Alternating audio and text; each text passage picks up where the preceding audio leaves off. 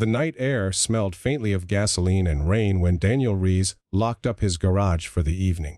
His grease-stained hands ached and his back reminded him he wasn't 20 anymore. The mechanic had worked 12 hours straight, patching up trucks and sedans for people who could barely afford the repairs. He didn't complain. It was honest work, and it kept him and his little boy, Adam, afloat after his wife had passed away. Daniel pulled his jacket tighter as he walked the cracked sidewalk toward the small apartment building where he and Adam lived. The fluorescent light above the front door buzzed like it was struggling to hold on. As he reached the stairs, he noticed a little girl sitting on the bottom step, bundled in a faded pink blanket, her head resting against the railing. She couldn't have been more than 7 or 8. Her hair was messy, her face pale, and her breathing sounded shallow, like each inhale carried weight too heavy for her small chest. Daniel slowed, concerned. "Hey kiddo, you okay? You live here." The girl looked up, eyes large and glistening in the dim light. Her voice was soft, almost a whisper. "If you carry me up the stairs, I'll tell you a secret." The words caught Daniel off guard. There was something strange about the way she said it, not playful like children usually were, but serious, almost urgent. He crouched down. "Are you hurt? Where are your parents?" She shook her head, slowly tugging the blanket closer. "Just carry me, please." Daniel hesitated. He wasn't the type to interfere too much in other people's lives. After years of disappointment, he kept his world small. But something in her eyes, the same tired innocence he saw in Adam's when the boy was sick, pushed him past the hesitation. "All right," he said gently. "Let's get you upstairs." He scooped her into his arms. She was lighter than he expected, frighteningly so, like a bundle of feathers and bones. As he carried her, she leaned against his chest, clutching the edge of his jacket. Halfway up the stairs, she whispered, "You're warm. My mom said good people always feel warm." Daniel's throat tightened. He cleared it. "Your mom's a smart lady. Which floor?" "3rd," she murmured. When they reached the landing, he noticed the apartment doors were shut tight, no signs of life behind them. He stopped at the 3rd floor. "Which one's yours?" She lifted a weak hand and pointed to the last door on the left.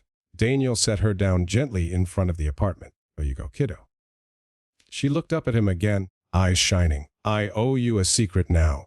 Before he could respond, the door creaked open.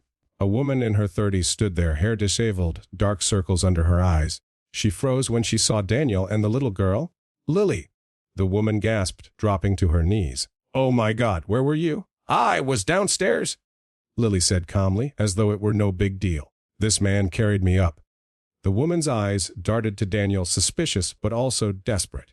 "Thank you, I didn't even know she'd left the apartment." Daniel held up his hands. "No problem." She was sitting on the steps, looked like she needed help. The woman gathered Lily in her arms, whispering scoldings and relief all at once. Daniel turned to leave, but the girl's faint voice stopped him. "Wait, I haven't told you my secret yet." The mother looked at her strangely. "Lily, what are you talking about?" The girl pressed her lips close to Daniel's ear and whispered, "Don't go far. I think you're supposed to help us." Duh! Daniel froze. Her words carried a strange weight, as if she knew something he didn't. That night, Daniel couldn't sleep. He lay in bed staring at the ceiling while Adam snored softly in the next room. The girl's words kept echoing in his mind, "Don't go far. I think you're supposed to help us." By morning, he convinced himself it was just a child's imagination.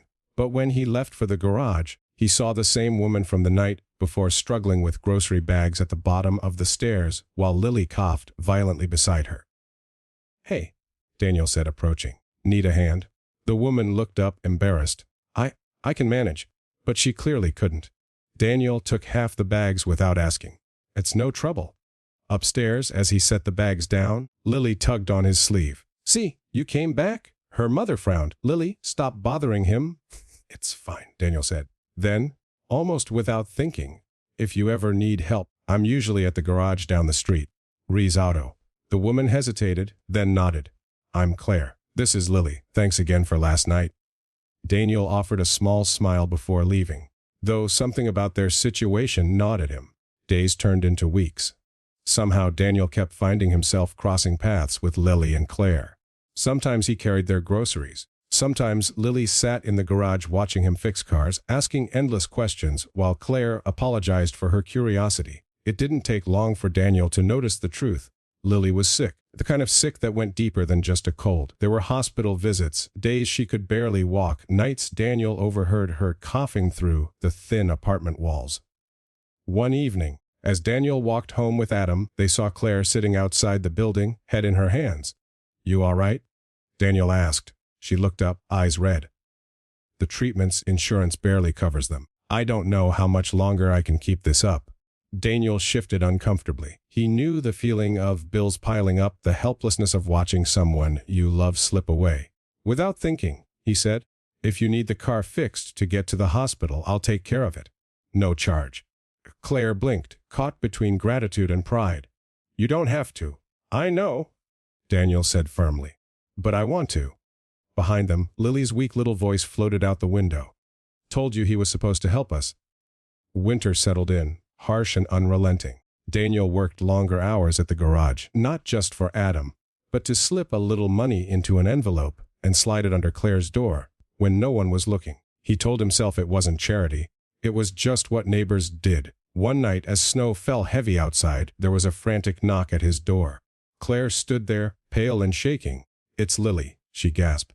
"She can't breathe." Daniel didn't hesitate. He grabbed his coat, scooped Lily into his arms, and rushed down the stairs. She was frighteningly limp, her skin clammy. "Hang on, sweetheart," he muttered, racing through the snow to his old truck.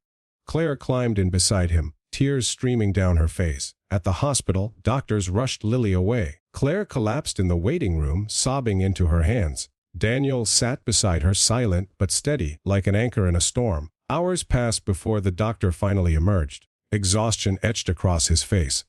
"She's stable for now," but he hesitated. "Without consistent treatment, her condition will keep worsening." Claire broke down again. Daniel's hands clenched. He couldn't stand watching it. The weeks that followed pushed Daniel into a choice. He started taking more jobs at the garage, even side work after hours. He sold tools he'd had for years, scraping together anything he could. Slowly, quietly, he funneled it toward Claire and Lily's bills. When Claire found out, she cornered him outside the building, tears in her eyes. "Why would you do this? You barely get by yourself." Daniel looked at her, tired but resolute. "Because no one did it for me when I needed it, and because Lily's right. I think I'm supposed to help you."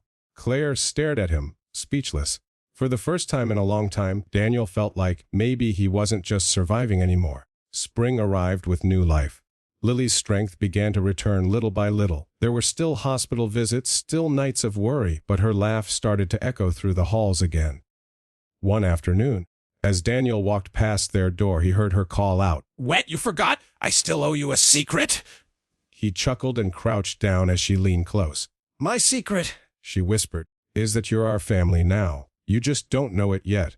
Daniel's chest tightened. He glanced at Claire, who stood behind her, eyes shining with something unspoken. For the first time in years, Daniel allowed himself to believe it. That broken people could find one another, and sometimes love and family appeared where you least expected it. And from that day forward, nothing was ever quite the same.